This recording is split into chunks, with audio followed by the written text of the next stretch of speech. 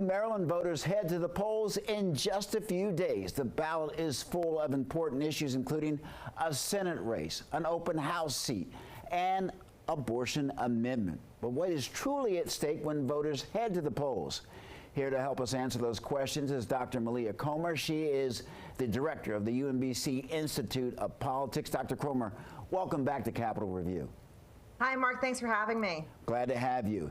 Dr. Kromer, obviously polling suggests that Democrat Angela Alsobrooks has the advantage over former Governor Larry Hogan. Do you expect that that will hold on Election Day? So, right, a recent poll from the Washington Post and University of Maryland came out, and it's really substantiates what we have seen the trend line look like since the summer. Angela Alsobrooks now has a lead, again, outside that margin of error. So the question if whether it can hold or not really depends on Democrats. And so for Larry Hogan to beat Angela Alsobrooks, to beat, what the poll suggests is happening right now in the field, he's going to have to make sure that those moderate to conservative Democrats, who he built the Hogan coalition on in both 2014 and 2018, are willing to vote for him now a third time. And that has been a big question. And it does look like he's having a lot more difficulties reaching those voters than he has had in previous election cycles. Is the importance of control of the Senate by Democrats really too big of a hurdle for him to get past this time around? It is a key challenge facing Hogan. And if you take a look at sort of all the polls that have asked about that question specifically, we did it on our UMBC poll. Other polls have done it. A majority of Marylanders say that they would like Democratic control of the U.S. Senate. And for that reason alone, Hogan it's been difficult for him to make those inroads with Democratic and even some Democratic-leaning independent voters, who those independent voters used to be like a very, very core support for him. And now some of those voters are really breaking off for Angela Alsobrooks.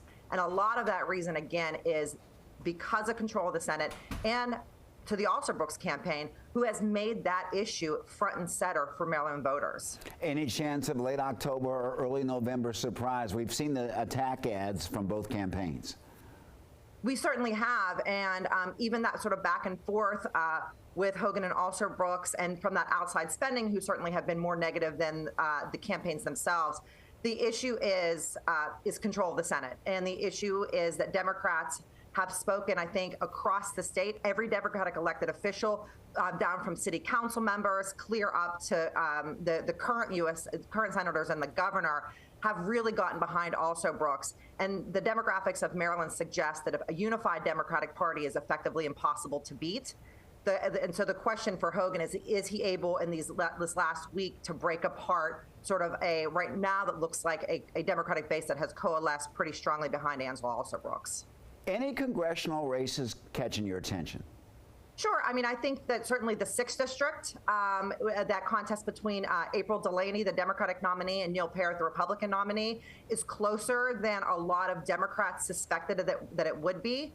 You're seeing a little bit more investment into that race and a little bit more attention among statewide Democrats to try to lift up and ensure that April Delaney is successful. And on the other side, it has also caught the attention of some outside Republican groups that are really hoping to perhaps flip that seat for Republicans.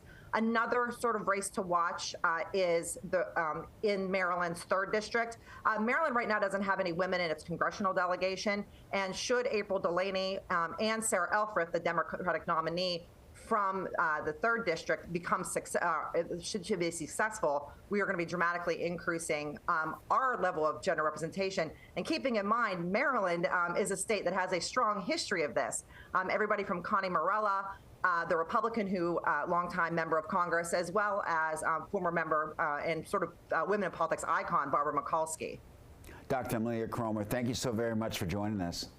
Thanks for having me.